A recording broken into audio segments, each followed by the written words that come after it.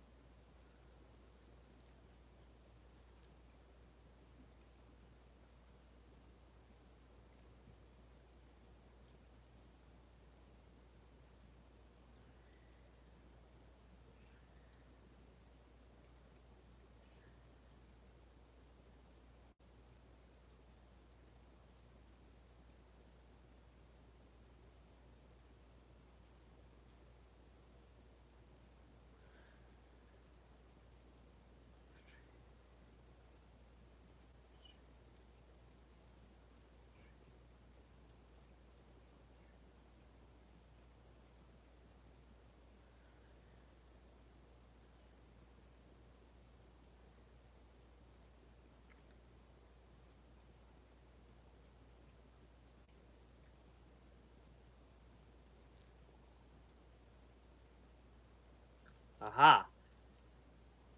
What point did I reach in the mala beats until someone joined? I reached up to here until somebody joined. Alright. What's up? Alright, now I can start the stream. Um Welcome everybody to the Ikonastahab stream. My name is Ken.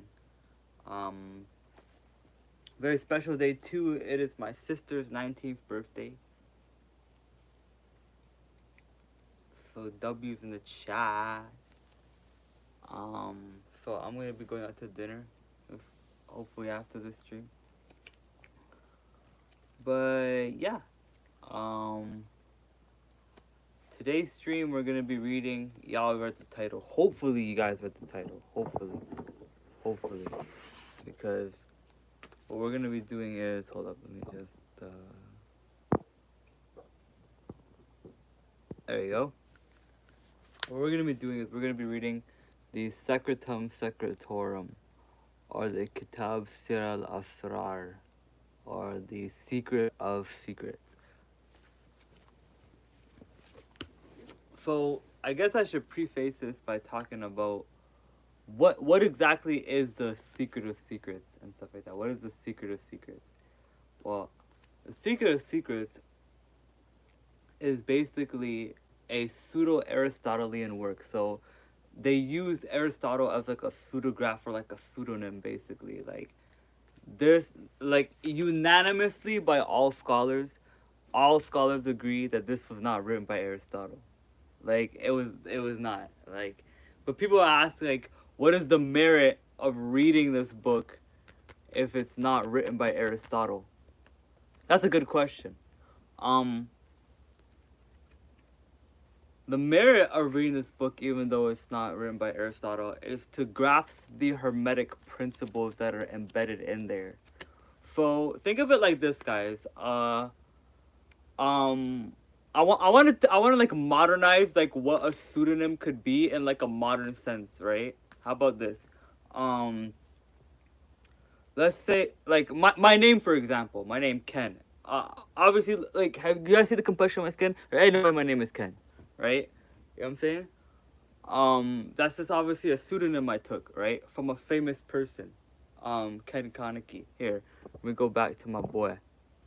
Let me go back to my boy for real. Yeah, this guy, and this will be on for the whole stream, by the way. This will be on for the whole stream, but this is the pseudonym I took, right? It's a pseudonym I took of this person, right? Because that's my dogs for real. but that's why my name is Ken. It's a pseudonym I took from him. So similarly, how we take pseudonyms in modern terms as like aliases. It was a very popular thing to do in certain times where a group of wise individuals will collect like a teaching of a religion or teaching of a certain system and pseudographically name it under one person. For example, like you could say this for the following two books that are very very popular in Islamic occultism. So the first one being the Shams al Ma'arif and the second one being the Guide al Hakim. But I've been under the impression many times that a single person did not write these books. Like here, I actually think I have the Guide to Hakim. No, I don't. I have it up in my upstairs in my room, but I'm not gonna waste like the opportunity to like.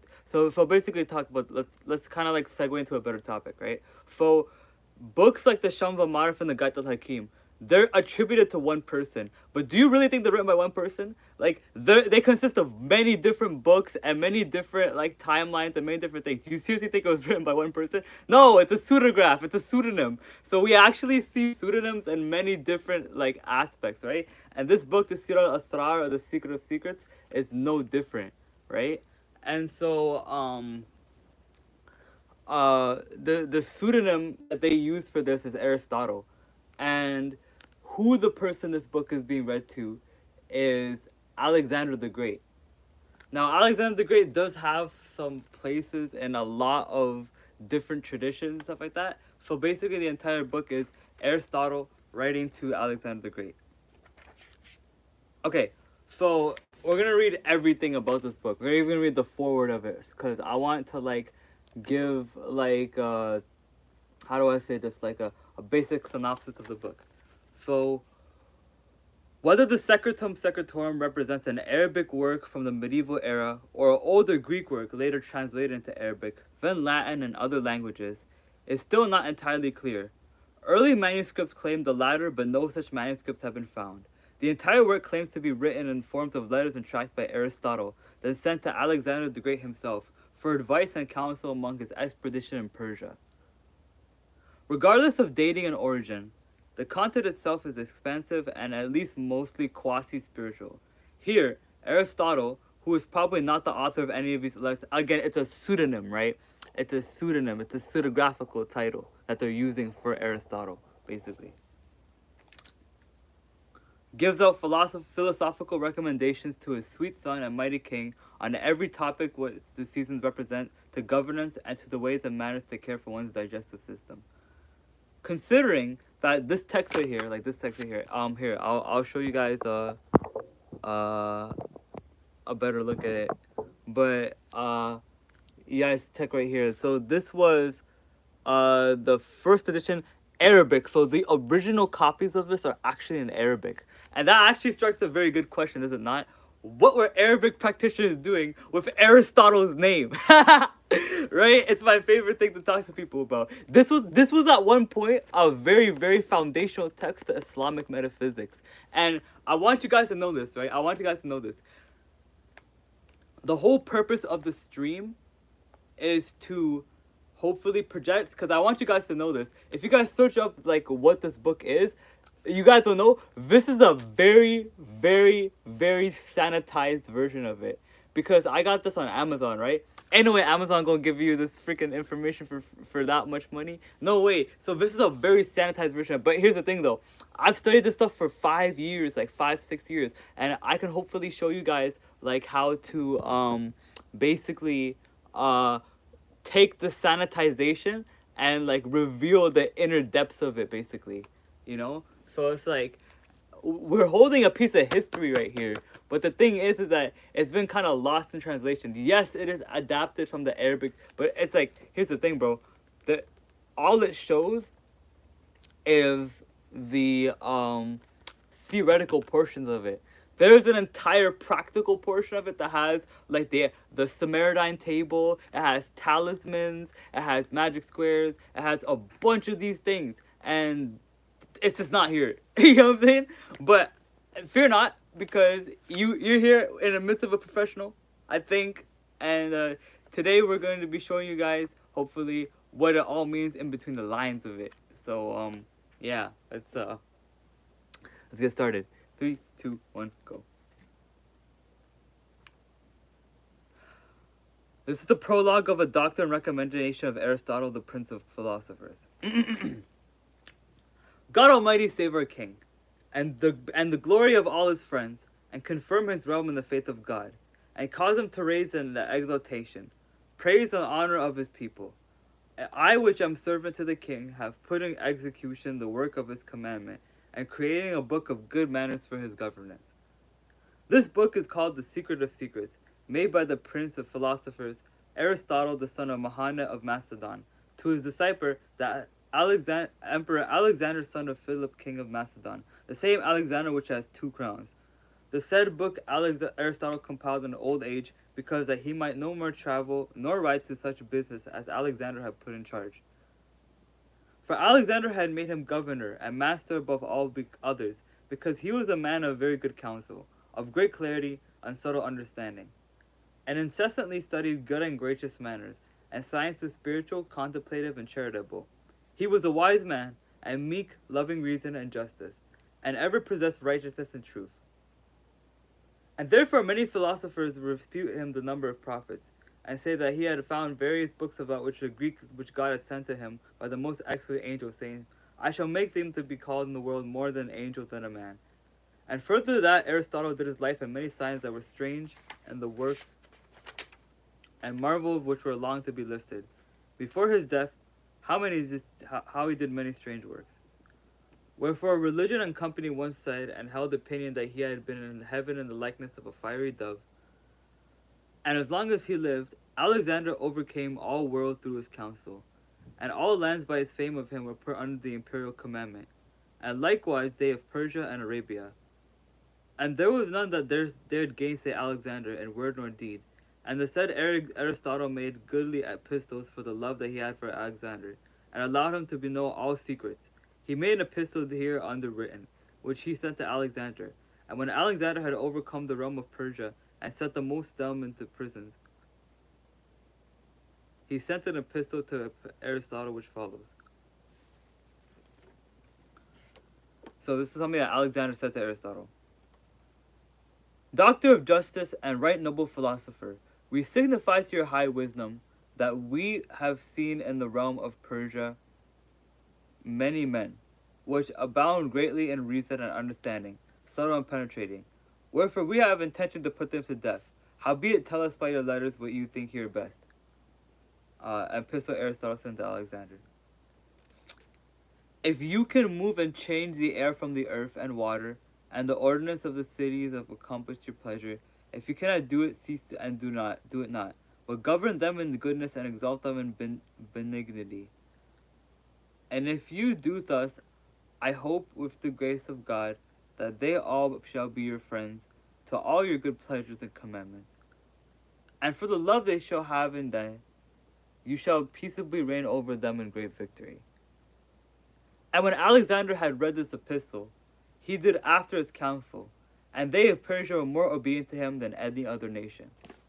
So, this is basically to me like the incipit and like the promises of this book. It's supposed to make you unshakable, a conqueror, a power, a force, a traveler of uncharted territories, right? So, I think we can expect some unshakable dialogue from this, and I hopefully I didn't get a waste of my money reading this book, because I've been meaning to read it for a while. But yeah.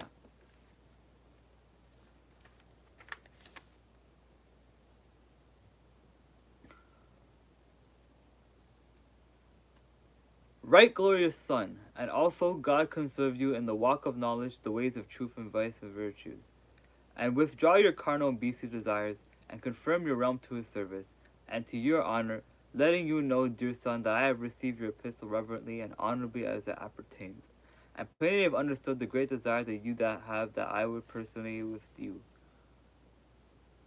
Reproving me of that I care but little for your business, for which cause I have ordained and made a book for you, which shall explain and contain all my works, supplying wisdom in my absence and physical defeat, and shall be to you a right certain rule and doctrine and all things that you will. The book which I will show as I were presently with you. Dear son, you ought not to reprove nor blame me, for you know well that for no thing of the world. Hello.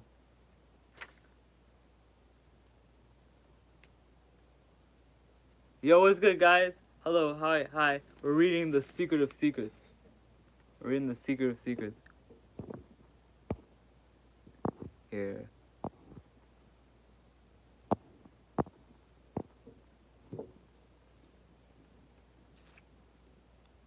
Yeah, okay.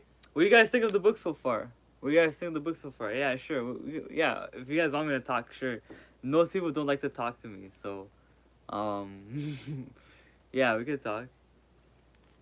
Yeah, this has basically been like we just got to like the earlier half of the book where it talks about how the plan and like the goal of the book is to make you a conqueror of uncharted territories and of great means and great regards.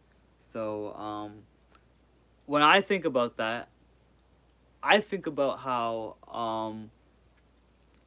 this could be as simple as like certain headspaces you put yourself into and certain mindsets you adopt and certain beliefs you pertain to and certain uh things that you create. It doesn't necessarily have to be like a landmass that you go to. In many cases it could be like just a different way of thinking, I think.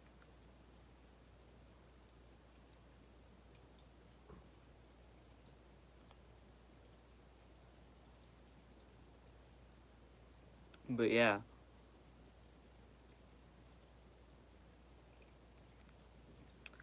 Where do you guys come from? Do you guys come from the what's it called? You guys come from the Discord server? Do you guys come from just doom scrolling on live? Because I normally don't get much people coming into these things.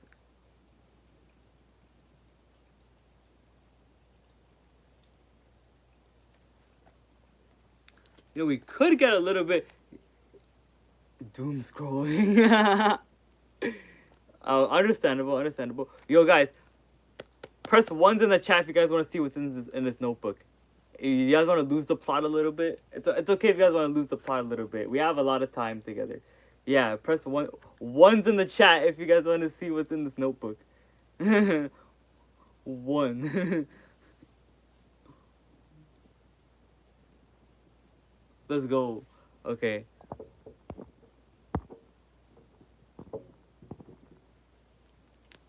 Okay. This thing right here is called my Guide to the Abyss. And the theory behind it is that basically all of the pages of this book are written in the flower of life, and all this is it's supposed to be a mandalic text in a way, and where it's like basically everything that's in this text proceeds to presides in what I see in this picture, if that makes sense. So the text in this book and what's in this picture are not separate from each other. They're connected, right? That's what I had in mind when I first bought it. Is that I was going to basically write a book and where the text and the photo are not separate from each other. They're connected.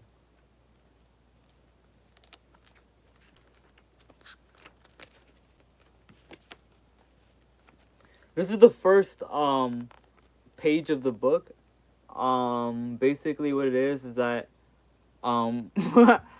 this one has so much stuff in it already. Like I could just explain this one for like a solid hour, I think, honestly. At first I want to get what you guys think about it though. What do you guys take away from it? No, this is not the nuclear symbol. No, this is not the nuclear symbol. No, this is not the nuclear symbol. What do you guys think about like what you see? Like what do you see?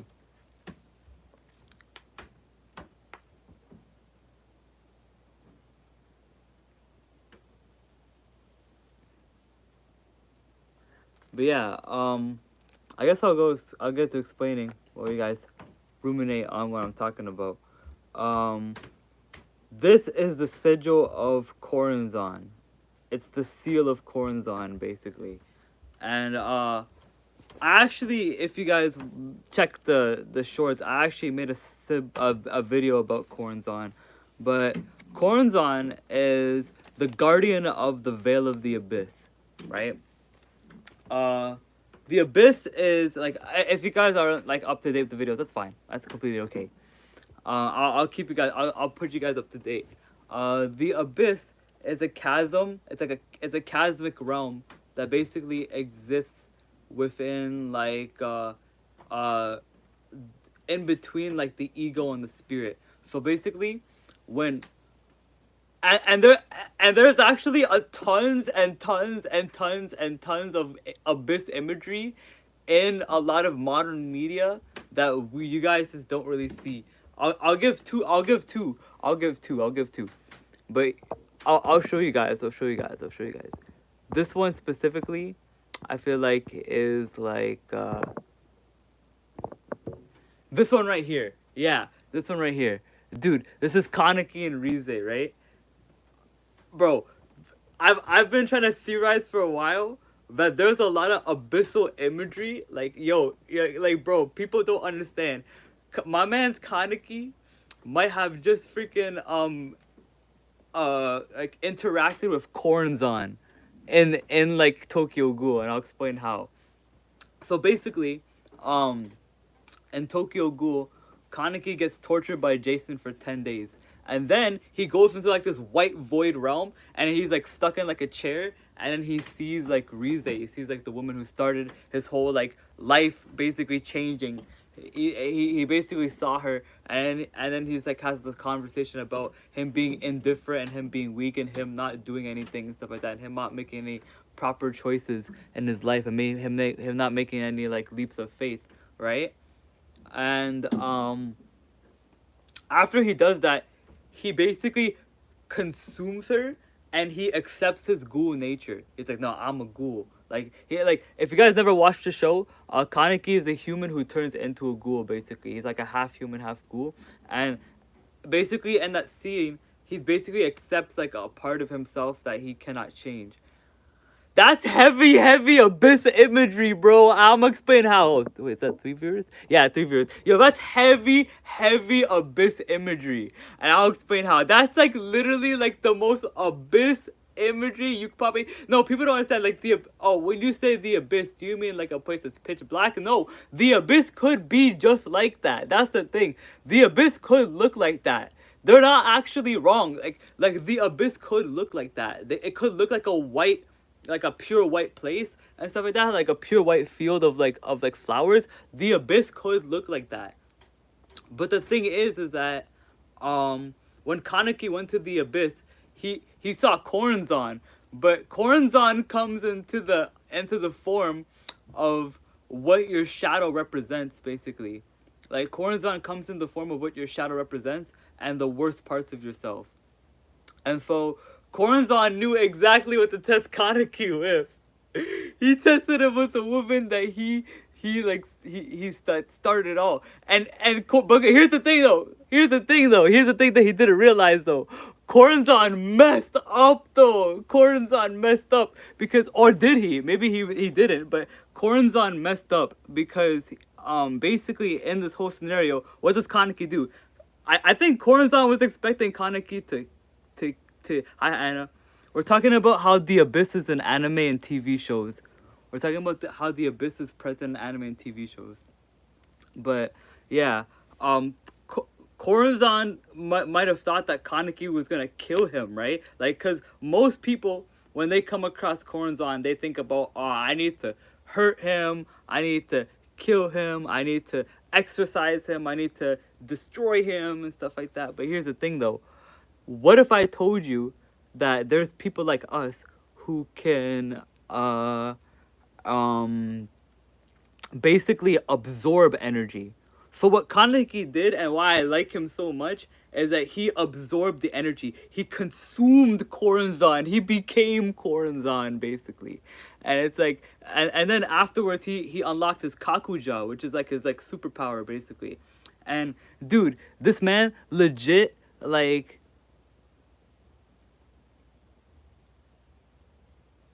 I can invest stuff on fucking Twitch also. Yeah, maybe. Maybe. But yeah, like people don't understand like that's one instance of like the Abyss being an anime. Oh, thank you, Anna. Gratitude. But yeah, here, let me I'm gonna pick a picture that shows the okay, there you go. That shows the live counter better.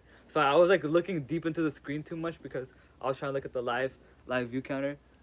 Um but yeah, um I'm gonna go towards something else. So there's a scene.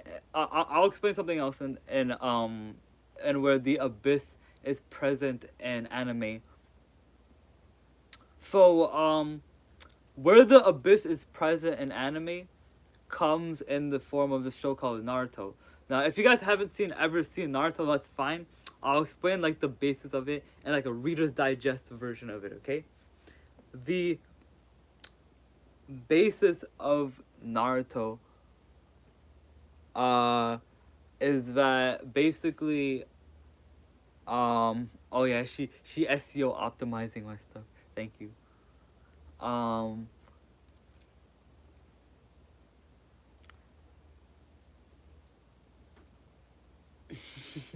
Thanks, Anna.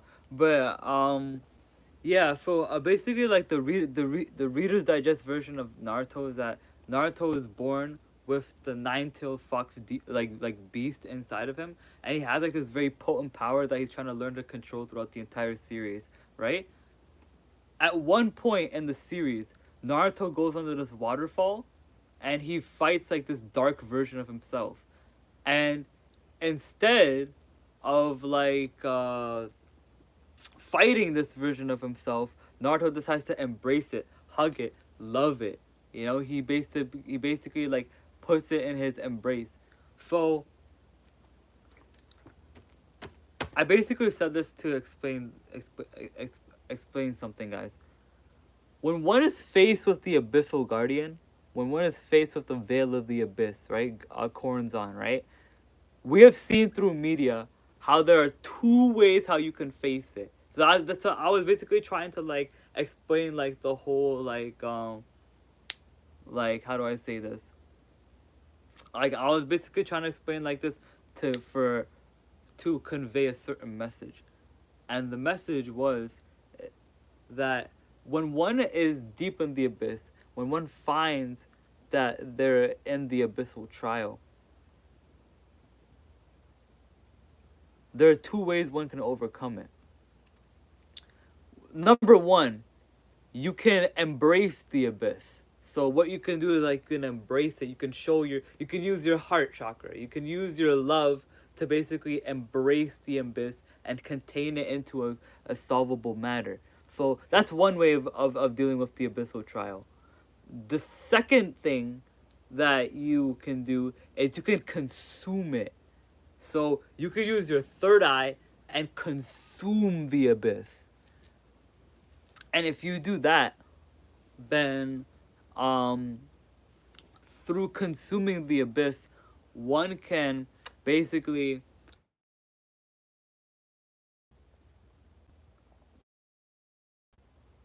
Sorry, guys. Sorry, guys. Someone's calling me right now.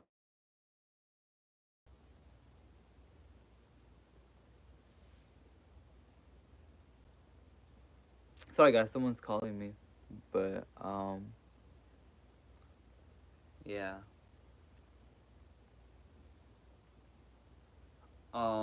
What's it called? So basically, like when one's going through the abyssal trials, uh, they basically could essentially Sorry, guys. I lost the plot. Um, I guess it's like the bad thing about live streaming is like you can't just like recover. Like you guys like see me like lose the plot a little bit. Sorry, I got a call from someone and it kind of like threw me off guard. But basically what I was talking about was the trials of the abyss, and you could overcome it in two ways that have been shown to us in media. You could use your love to embrace the abyss and contain it, or you can use your third eye to usurp it and consume it, basically. And I think that is a really powerful statement that you can make. But regardless, though, the abyss gets transcended past, and it gets taken out in the journey, basically.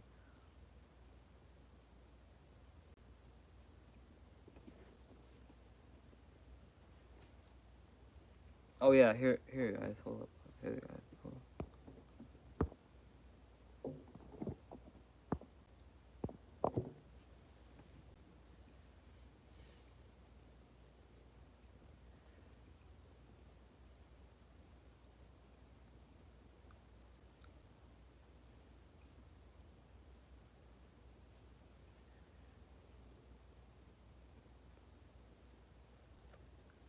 I think we're gonna read more of the Secretum Secretorum, guys. I think we're gonna read more of the Secretum Secretorum.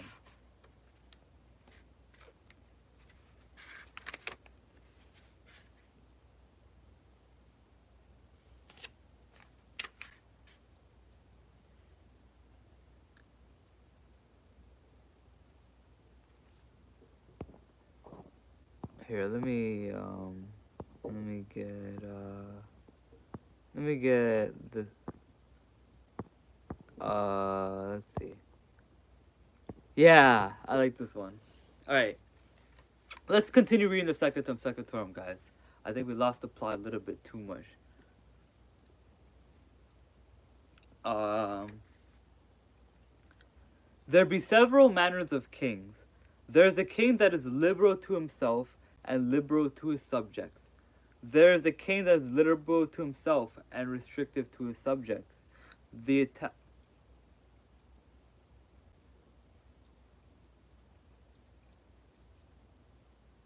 The Italians say that it is no vice to a king that is having to himself and liberal to his subjects. The Indians say that the king is good that is restricted to himself and to his subjects. The Persians say the contrary and have been of the opinion that the king is not unkind that is restrictive to himself and also to his subjects.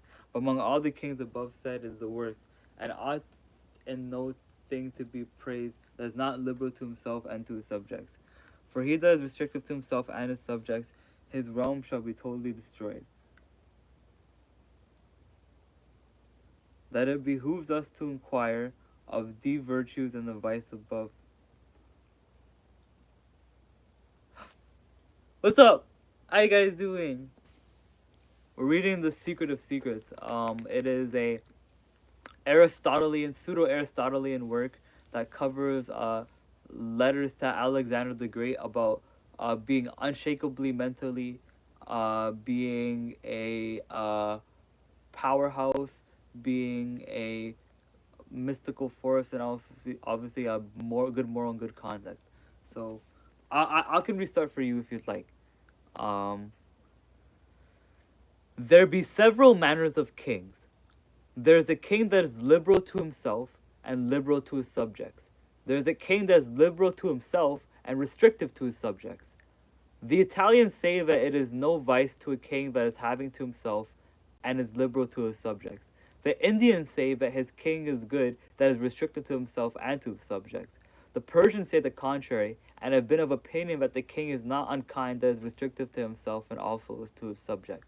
But among all the kings above said is the worst, and ought in no things to be praised that is no liberal to himself and to his subjects. For he that is restrictive to himself and his subjects, his realm shall be totally destroyed. That it behooves us to inquire of the virtues and vices above said, and to show what things largest is, and wherein the error of largest lies, and what harm comes for lack of largest. It is evident that the qualities must be reproved when they go from the mean, and be avaricious or a foolish liberal. But if you will inquire or seek largest, Regard and consider your power, and the times of the necessity and the merits of men, and then you ought to give us the power by will. To them that have need, and be glad of it. For he that gives otherwise, he breaks the rules of largesse and charity. And he that gives his good to him that has no need, and he gets no thanks. And all that he gives to him may not be glad of it, is lost. And he that spends his goods outrageously shall soon come to the wide edge of poverty, and is like him that gives victory to his enemies over him. But a king that gives his good measurably to them that have need is liberal to himself and his subjects. And his realm that shall come to great prosperity, and his commandment shall be fulfilled. And he spends the goods of his realm without order, and gives to them that be not grateful, and to them that have no need. Such a king destroys his people, and the commonwealth that is not worthy to reign as a king. As the name avarice is an overly foul name to a king, and so much harm comes to his regal majesty. Therefore, if a king will reign honorably, it behooves him not to have the one nor other of these vices, that is to wit, and to be not too liberal nor too covetous. And if the king will be counselled, be out with great diligence to purify him of a wise man, which shall be chosen among all other, to whom he shall commit him doing of the realm, and the governance of wealth of the same that they ought he spent. So, I'm going to give a little reflection of that, right? So, the first part of the book talks about how do I say this? The first book basically talks about the different types of like rulership of a king, and it talks about the importance of generosity.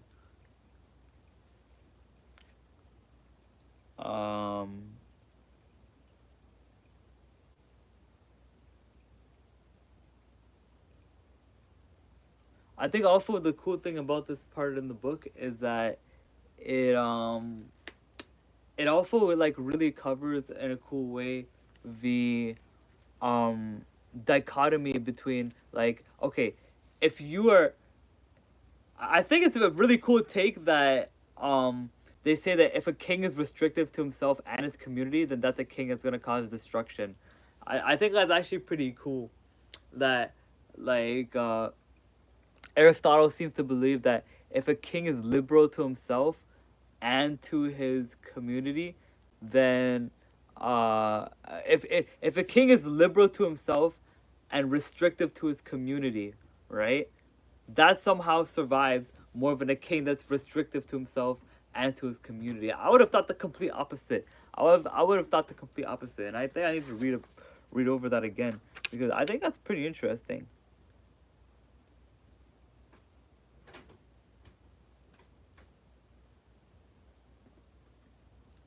But I'm gonna keep reading because of largesse and avarice and of many other vices. King Alexander, most dear son, I tell you certainly that if make any greater expense than his realm can sustain, that he incline to foolish largesse and avarice, such a king without doubt shall be destroyed.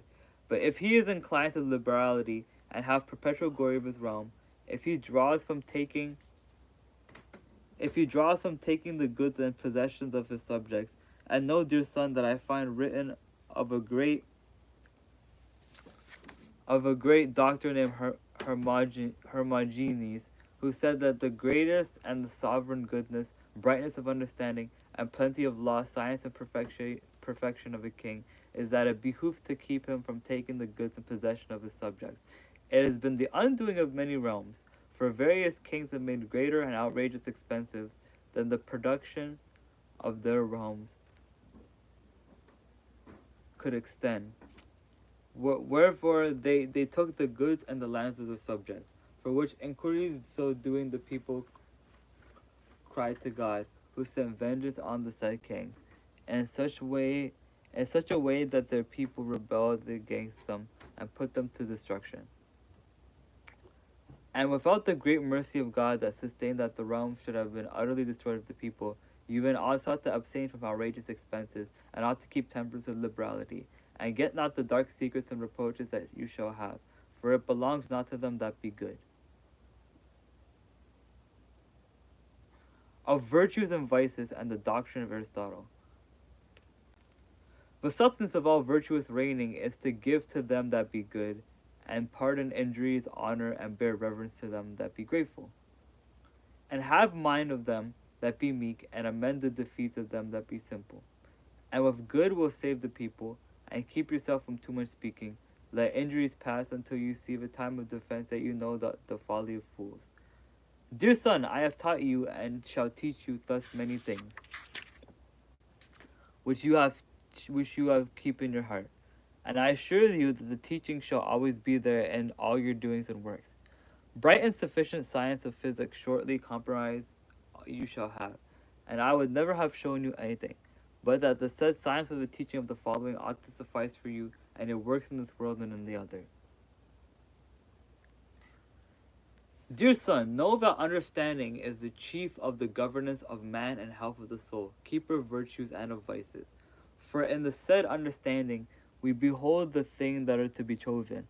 It is the key of virtues, and the root of all laudable goods, and the best instrument thereof is to have good fame. It is to be, and if it be contrarily done, it shall be confounded at the last by ill fame. A king ought principally to seek and to have good fame, more for the governing of his realm than for himself. Of the final intention that a king ought to have. For the beginning of largest that a king ought to have is to have good fame, whereby the great realms of the great lordships be obtained. And if you desire to get realms of lordship, it may not, if it be not by good fames, you should get none other thing but envy. And envy breeds greed, which is master and root of all vices. Envy breeds ill speech. Ill speech breeds hate. Hate breeds injustice. Injustice breeds battle.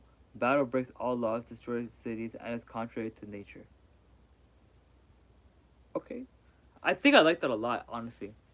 So I'm gonna read that again because that was a bar. Okay. So envy breeds ill speech. Ill speech breeds hate. Hate breeds injustice. Injustice breeds battle. Battle breaks all laws, destroys cities, and is contrary to nature. But it all starts with envy, right? And I think what's pretty cool?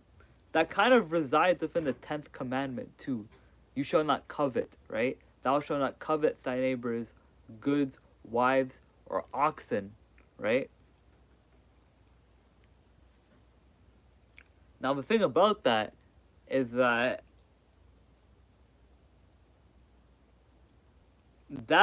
is the 10th commandment, which denotes Malkuth, which is like the earthly realm. So it kind of fits up kabbalistically speaking that the root of a lot of evil comes from when you desire something someone else has. When you want more than what the next person has.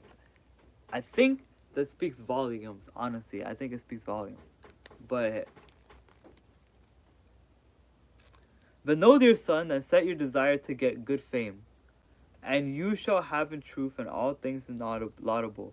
For it is cause of all wealth, for it is contrary to greed, which is master of all vices. Okay, says it right there. Greed is master of all vices. I don't know how much I really agree with that, to be honest. Like, I've always personally think that sloth and gluttony are the master of all vices.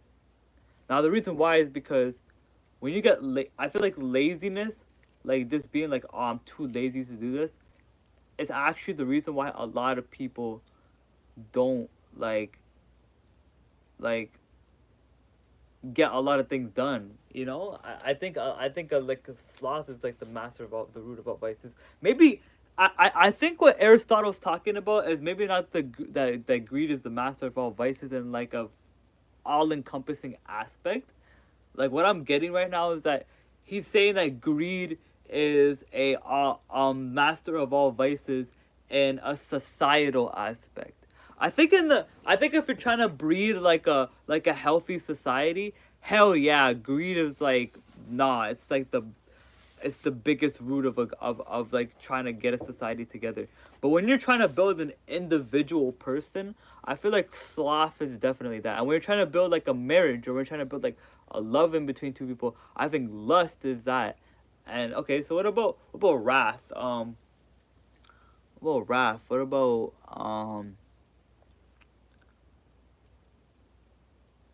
But I think greed being like a master of all vices, I think is like pretty interesting. Because here's the thing, guys. You could possibly line this up with astrology. And I'll explain how. You could technically line up greed with astrology, because greed can sometimes be associated with money, and money can sometimes be associated with Jupiter. And in Vedic astrology, Jupiter, or Brihaspati, is seen as the guru of the planets. It's seen as like the teacher of the planets, basically. And also, Jupiter is also seen as where the crown chakra resides, right? So Jupiter, um, Jupiter basically uh rules like the planets. Jupiter is also rules over Pisces, which is the end of the zodiac. Um, so Jupiter rules like the ending of a lot of things, and like gain of a lot of things, and like the means to an end of a lot of things. That's what Jupiter rules over. So in that aspect and in that regard, um, when it says that greed is the master of all vices, it's almost like a slight nod towards like Jupiter being like the guru of the planets, basically, where it's like basically out of the seven, he thinks, but greed is more of Mercury than it is Jupiter. Jupiter is gluttony. That's the thing. So that's kind of weird. So the way it works, guys, is here. Actually, I can try to show it to you guys, but the way it works, guys, is that um the seven deadly sins are aligned with the seven ancient planets. So envy is the moon. Yeah, envy is the moon. Greed is Mercury. Pride is Venus. Lust is Mars. Sloth is the sun. Wrath is Saturn. And did I say greed is Mercury already? Maybe I might have said greed is Mercury, but I'm uh but greed is yeah, greed is Mercury. But the seven deadly sins are the seven shadow aspects of the planets, basically. So when you work when you work with these planets, when you work with these planetary energies, they have shadow aspects just like they have light aspects to them. It's a dynamic. And it all depends on the user, their invocations, their practice, their approach. And it depends on a lot of things on what you're going to be interacting with when you're interacting with these spherical energies. Are you going to be interacting with the shadow aspect, or are you going to be interacting with the light aspect, basically? And the people who interact with the light aspect of the planets, we call them right hand path practitioners. And people who interact with the shadow aspect of it, we call them left hand path practitioners, right? Now, as you mature and as you grow into the spiritual basis, you begin to understand um, that these two paths can coexist, and that there isn't too much of like how do I say this? There isn't too much of like a divide really in that regard. It's just like a point of preference in a way. It's kind of like what you prefer. But there is distinctions between the left and right hand path that goes beyond that. That's for another video. We're gonna keep going.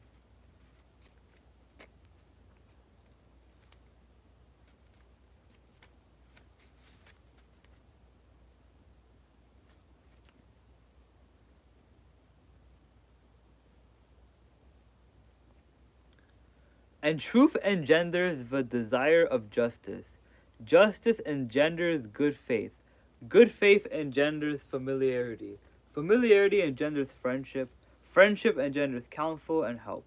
For this cause, for this cause all the world was ordained, and the laws made which be convenient by to reason and nature. It appears then that the desire to have good fame is honorable and perdurable life. So I want you guys to understand something here, right? Aristotle is basically, or Aristotle is basically portraying a battle. Basically, it's a battle against two polarizations, a vice and a virtue. So we first saw that envy is what, yeah, and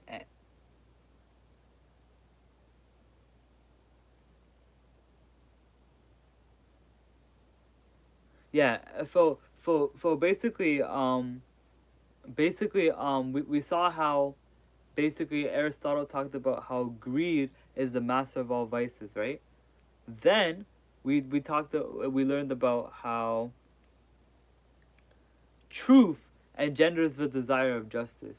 So basically what Aristotle is basically like, or Aristotle is basically like painting a picture of, is that um greed greed's antidote is truth. The antidote to greed is truth. The antidote to greed is truth. I'm gonna, wow, that's very powerful. I'm gonna write that down actually in my,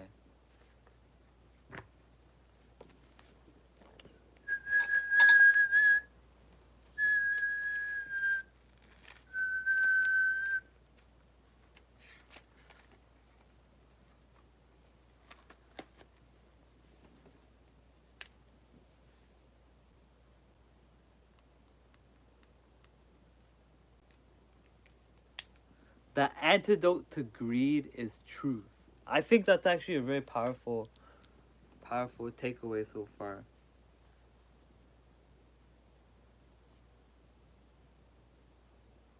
The the antidote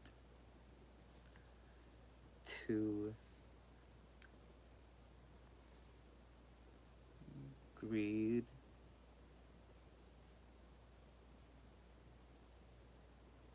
is truth.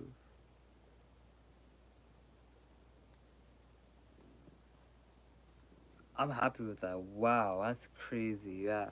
The antidote to greed the antidote to greed is truth. That's actually a really interesting like presupposition right there. I like that precept a lot, honestly. That no, cuz I'm like running through all these different ideas in mind what the hell that could mean. You know, like what the hell that could mean, like the antidote to greed is truth. You know, what the hell does that even mean? But then I'm realizing like it actually kind of makes sense because once you get hit with the sobering truth that it's not something that externally you want, it's something that you internally lack. That's hard, bro. That's hard. That's mad hard.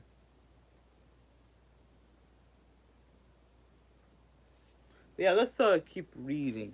Let's keep reading. The antidote to, but keep that in mind, chat. Keep that in mind.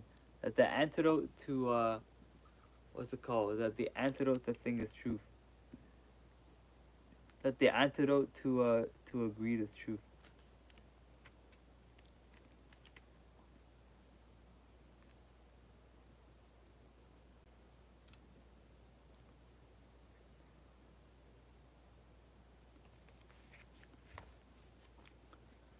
Alexander, fair son, leave your beastly desires of your fleshly appetite, for they be corruptible.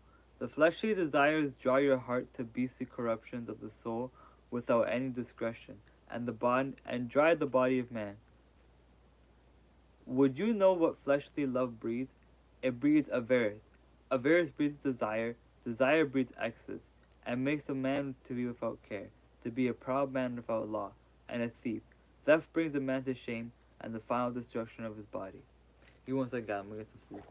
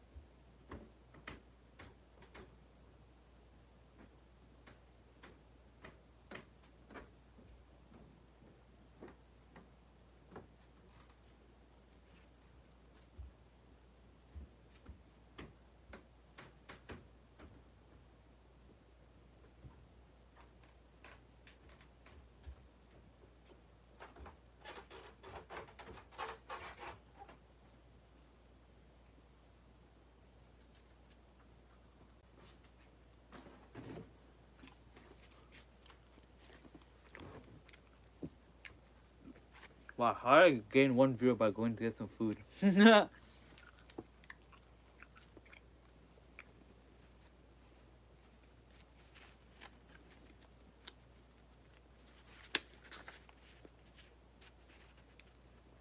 Okay, guys, ready?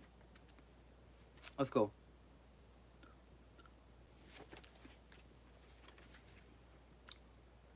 It is necessary and right that the good fame of a king be an honorable science and known in all realms, to be shed from his realm, and have communication of the wise counsel of his.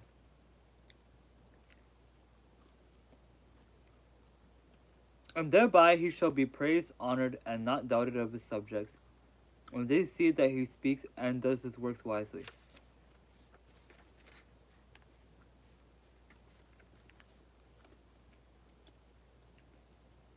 For easily is perceived the wisdom or folly of a king, and when he governs him in good things towards his subjects, he is observed to reign honorably. But he that puts his realms in servitude or possession of evil customs, he breaks the way of virtue, and dispossesses the good way of law of God. And at the last he will be despised by all folks as he deserved.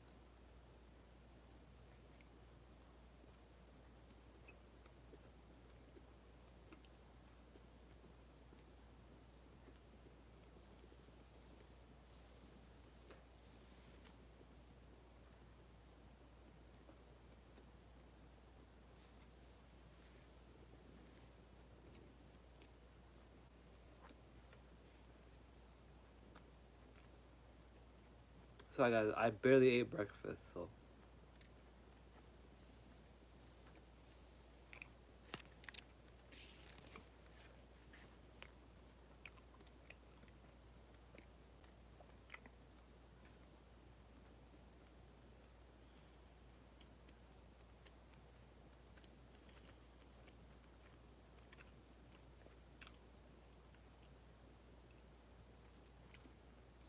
there we go.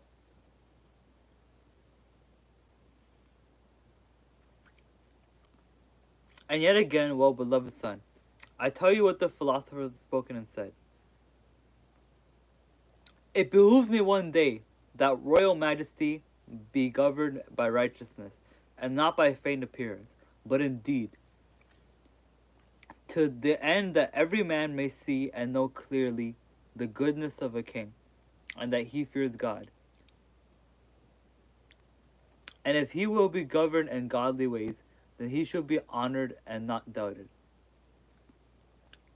And if he shows himself feigning to be good, and is not kind to his subjects, his ill works cannot be hid, nor it may not be his people shall know it. He shall be despised of God, and shamed in the world, and his deeds shall be less. and the honor of the crown his realm shall fail. What shall I tell you more? There is no treasure in this world like to good fame, and moreover, dear son, it beseems you that you worship clerks and poverty of good men of religion, and exalt wise men and speak oft with them, and question often of doubts with them, and demand many things of them, and answer wisely to the questions, and honor noble men, each of them is worthy. Give you guys a second to think about that, because that's crazy. Give me a second, guys. Sorry, again, like, kind of a busy day. It's my sister's birthday today, so, yeah.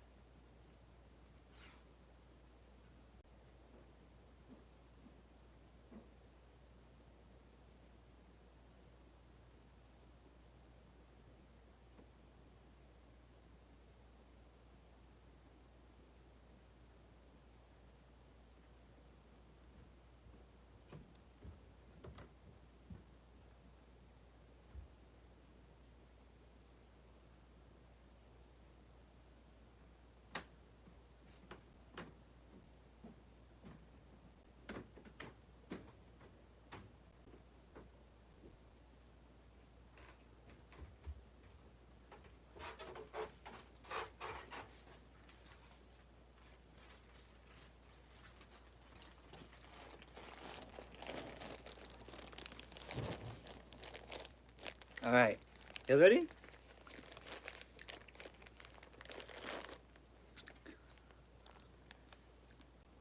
It behooves that a wise king thinks often of things to come, that he may provide for such things as be contrary to him.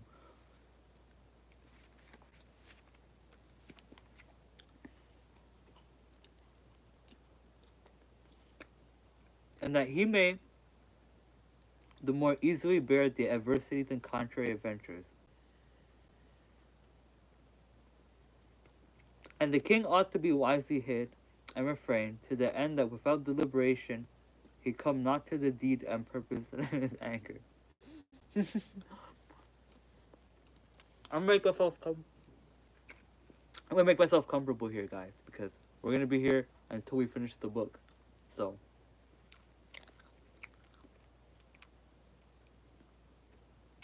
and he ought reasonably acknowledge his anger and error, and appease himself easily. For the most sovereign wisdom and virtue that a king might have is to rule himself wisely, and when he sees anything that is good and profitable for him to be done, he should do it with great diligence and discretion, because the people shall not say that he has done his business foolishly or negligently. Of vestments of a king. It beseems well to the majesty that the king be clothed honorably, and that he show himself always in fair and royal clothes, and ought in beauty of robes to surmount all other people. Also he ought with great prerogative and dignity use fair, dear, and strange vestments, for thereby in dignity more excellent, and his might more exalted. And more reverence is made to him, and also it may beseems a king to be fair spoken with soft and kind words, especially in time of war.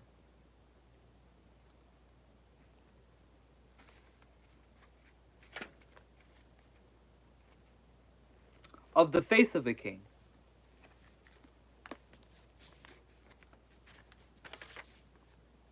This one's gonna be long, eh? This one's gonna be long. This chapter's gonna be, this section is gonna be long. So, as I eat this marshmallow, maybe you guys can think about what I've written. I'm gonna give you guys room to breathe, right? Room to breathe, room to reflect.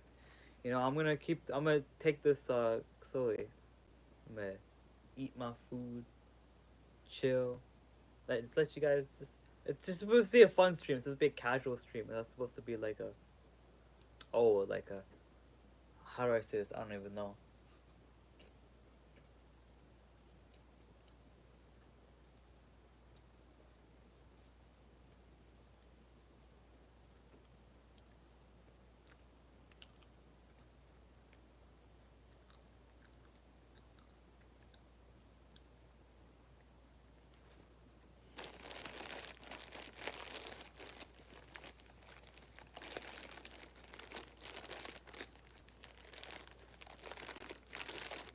I'll have to have 2 more spells for this one because this was a long chapter, guys.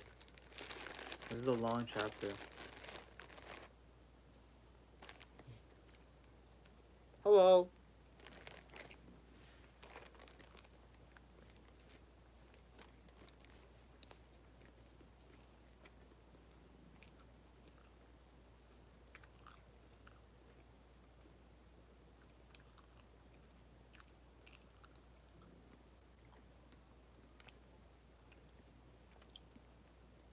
Of the face of a king. Sweet son Alexander, it is goodly things precious and honorable when the king speaks but little. But if ever great need require it, it is better that the ears of the people be willing to hear the words of a king than to be weary of him too much excessive speech. For when the ears be glutted with the king's speech, their hearts be weary to see him. And also the king ought not to show himself often to his people, nor haunt too much the company of his subjects, and especially of the villains. And therefore the Indians have a good custom in their ordinance of their realm, for the manner that the king show himself but once in the year, and he is clothed in royal clothes, and to all the barons and knights of the realm be richly armed and arrayed around him. And he is set upon a throne, the scepter in his hand, armed with a rich royal armor, and all his people a good way before the barons and the other noblemen. And there they show the various perils and adventure that be past. And know that he and his council is well ordered, and the king at that time is wont to pardon great offences to some of them. And when the parliament is ended, the king sets himself in a chair, and then rises one of the most wisest men and speaks to the people, prancing and commending the wit and good governance of the king. In fact, giving thanks to God that has so well ruled and maintained the Indians' king, and that they have purveyed of so wise and honorable a king to raid and guide them. And then he confirms the said people in one will and encourages the obedience of the king. And then he commends the people and allows them greatly for their good manners and conditions which be reported to them. And show them in goodly words and examples, the better to put them in grace and obeisance, with meekness and the good will of the king. And when the wise prince has thus spoken, the people enforce them to exalt the praisings and commendations and good manners of this said king, and prayer to God heartily for him. And by this means, by the good manner, for wisdom of their king, they cause countries and cities to be obedient to them, and thus have the children be brought up in their youth, and taught in honor of reverence of the king, and the good fame of the king secretly and manifestly spread and known, and the rich and the poor have been thereby sustained throughout the realm of India, and the king's possession and tributes increased thereby.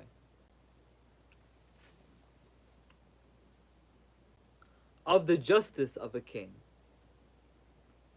A king ought to order himself so he do no wrong, nor harm to the merchants, but ought to cherish them, for they go throughout all the world, and by them is reported by the good and the renowned lord of the princes.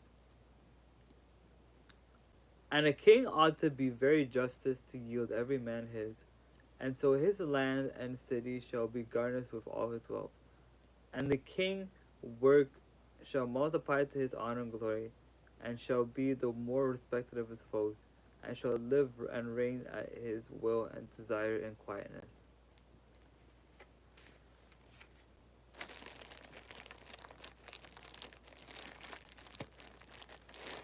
Marshmallow.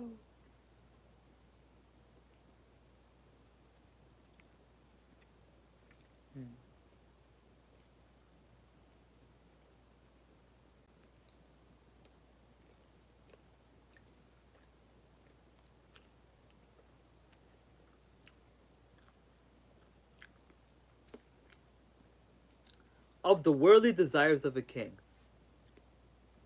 Alexander, right honored son, covet not always worldly things, for they be corruptible. And know that you must leave all, Demand such things as cannot be corrupt.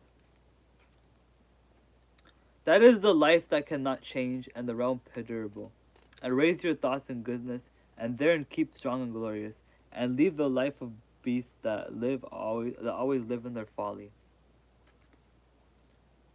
Believe not lightly all things that are told to you, and be not inclined to pardon them against those whom you have had victory, and know of the times of the things that may happen, for you know what is to come. And set not your desires in meats and drinks and lechery, nor much sleep, nor in carnal desires. That's so ironic, yo, because that's exactly what Alexander the Great did. He lost the plot so easily. Like,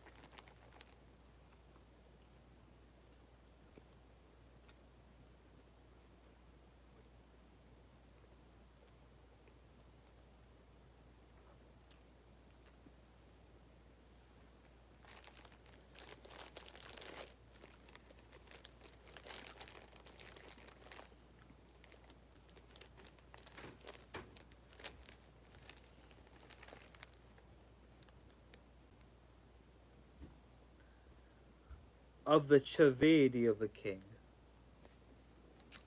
Sovereign emperor, incline not to lechery of women, for it is a swinish life. And no glory shall be to you if you govern the life of beasts without reason. Dear son, believe me. For without a doubt, lechery is the destruction of the body, the abridgment and the corruption of all virtues, the death of man himself, and make the man feminine, and at last bring him to all evils. That's kind of outdated to me. And make the man feminine. That's kind of outdated to me. I don't know, guys. That's kind of outdated to me. Oh, God forbid a man be feminine. You know, like.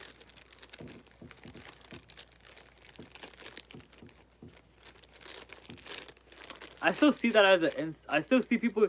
Yo, I still people see people use that as an insult. Oh, you're a man. You're so feminine. I'm like, oh, okay. Okay, I guess.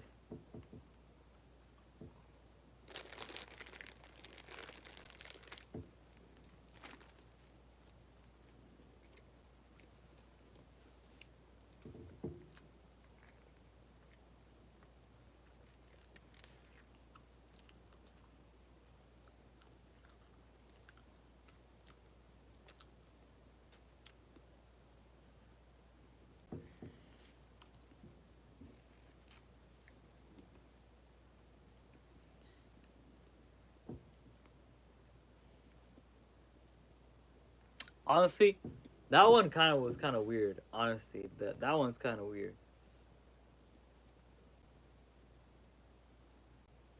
That one was kind of weird. What is with these? Yo, what is with these fucking books like bashing on women, bruh? Like, what the fuck? That one's kind of weird, honestly. Yo, that one's kind of weird. I don't know if I want to continue reading this, bruh. But I get what they're saying though. I get what they're saying though. Like, oh, like you know, like, engaging in lust. I get it. I agree. Like, it can be a huge killer for you, and stuff like that. But I think like inherently using the word like feminine as like a as like a as like a thing. I think what they mean is I think what they really mean is it makes men like not necessarily feminine, but it makes them basically like I don't even know what they're talking about here, but that's crazy. But I'm gonna let the one slide. I'm gonna let the one slide. Okay, I'm gonna let them slide. 'Cause, but I'm like, hey yo, like this one's kind of crazy.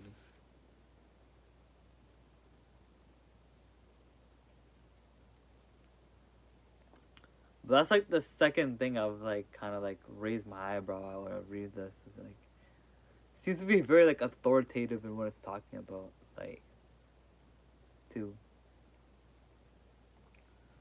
Thus it is good to a king to take his pastime and sport with the princes and lords, and that he have many and various manners of minstrels and Sunday instruments, dances and songs. For the human creature naturally desires these, And in such instrument and pastimes, nature delights and the body takes force and vigor. That if you will delight in such things, do it the most often, honestly and secretly that you may. And when you're in your pastimes, beware of the drinking of wine, and let the others sport them as long as they lust. Excuse me. And that you shall have many secrets disclosed, and not this pastime often, but twice or thrice in the year. Also, it behooves you to have nigh of some of your family's familiar servants, that shall tell and report to you what is said in the realm.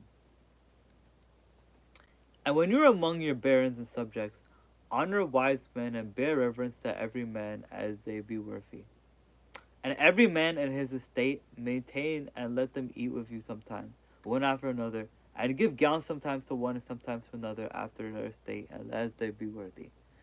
And in any wise see there be none of your knights and familiars, but that he feels of your liberality and of your grace, and this overall shall appear to your largest and greatness of courage and honor.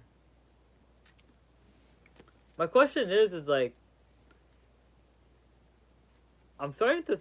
This is like the thing I think like has made me like question a lot about this book, is that, um, if Aristotle gave, I feel like honestly like I read the Secret of Secrets as like a cautionary tale rather than like a guide almost, because it's almost like in a way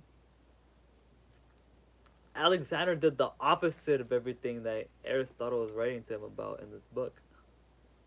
Because like I think that's the main reason why I think people would just never ever agree that it's a, not even just the fact that it's written in the 10th century in Arabic, like it was rich. This book was originally written in the 10th century in Arabic, right? I don't think it's not even because of that. I think it's maybe because Alexander, I feel like, did the opposite of every single thing Aristotle is saying in this book. And even if you want to get weird with it, like I feel like the reason why they had the whole thing of like, oh, don't like latch on to like lecherous women and stuff like that is because that's what Alexander was doing, right? He lost the plot. He lost the plot so damn hard, like. Mm.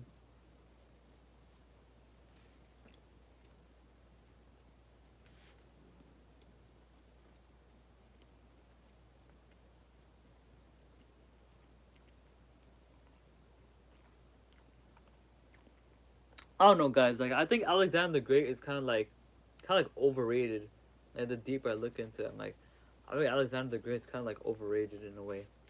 And it's like reading all these morals and lessons that apparently Aristotle said to have told him is like,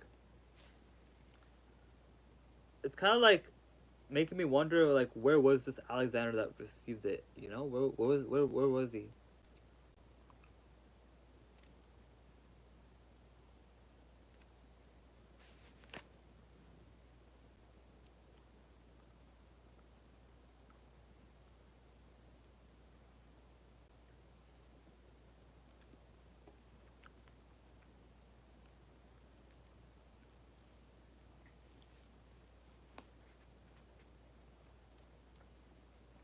Of the discretion of a king.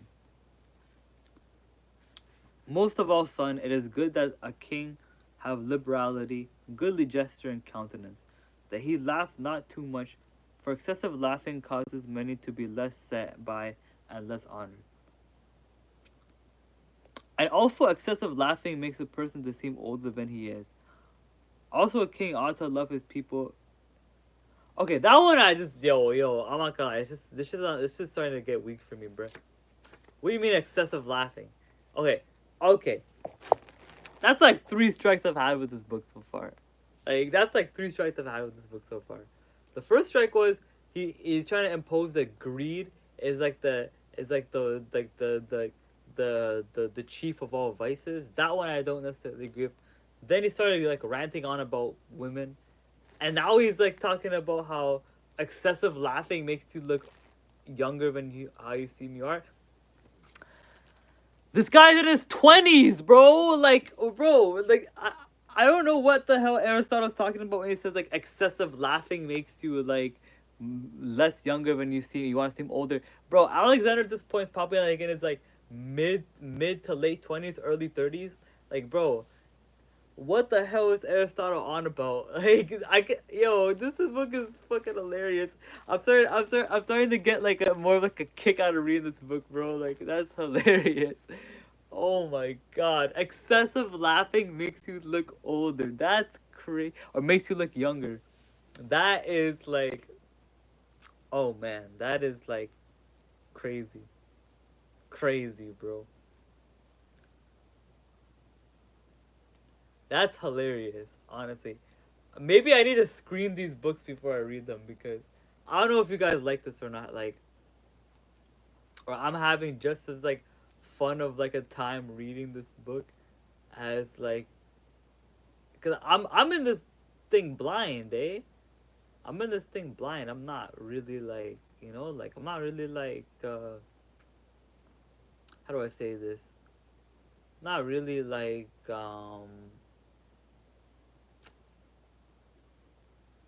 I'm not really in this like thing. Like I didn't screen the book. I just thought it'd be fun to read. But dude, this is hilarious. It's hilarious.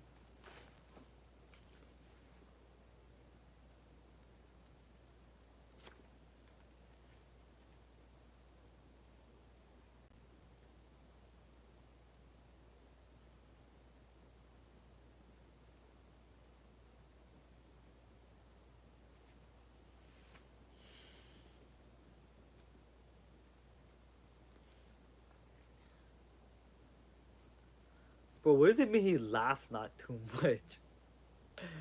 Bro, bro, can some I'm not making this up. It's actually in the book. Look here. I'm not making this up.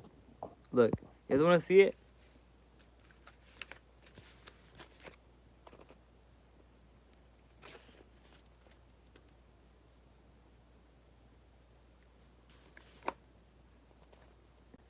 Bro, look, it says this. It literally says it right here. What do you mean like you can't laugh you can't laugh too much? Like laughing too much makes one like also excessive laughing makes a person seem older. Bro, I'm gonna switch to like something else, bro. I'll switch to something else, honestly, in a minute.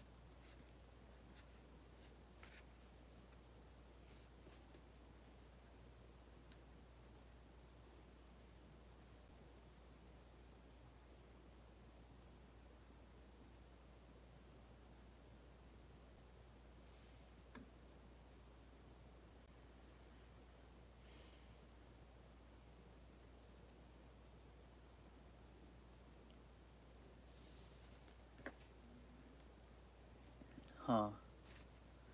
I'll read up to 23.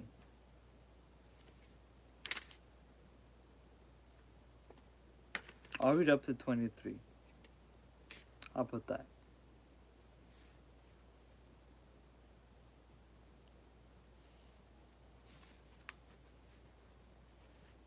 That is so whack. This book ended up being so freaking whack. I had a fun time though. I had a fun time though. I had a fun time.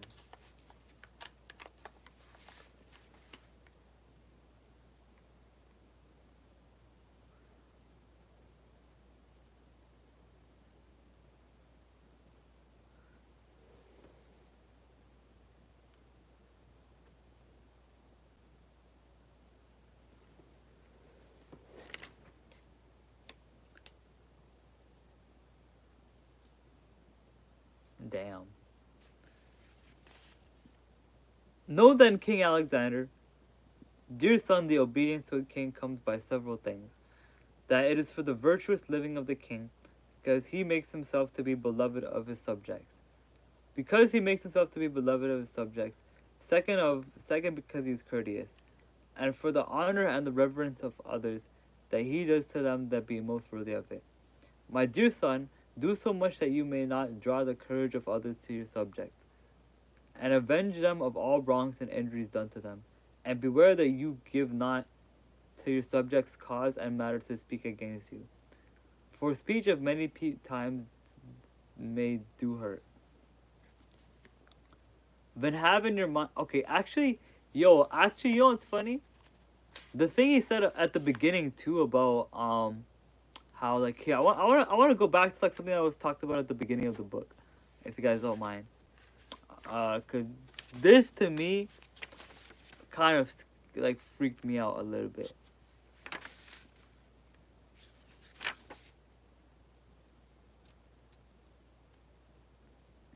For he that is restricted to himself and his subjects, his realm shall be totally destroyed. I don't know how much I agree with that, to be honest. I don't know how much I agree with that. Like, bro, this book makes so much like crazy presumptions and assumptions and collumptions and tradumptions and ludumtions and stuff like that. Like, this book makes so much assumptions, bro. I don't even want to finish it now. It's okay, guys. I'll get a good book to read. I'll get a better book to read though. Um, Next book we're gonna read is the Shirkoma, or Kabbalistic Ascension literature. We're gonna be reading that stuff, but it's all good, guys. We can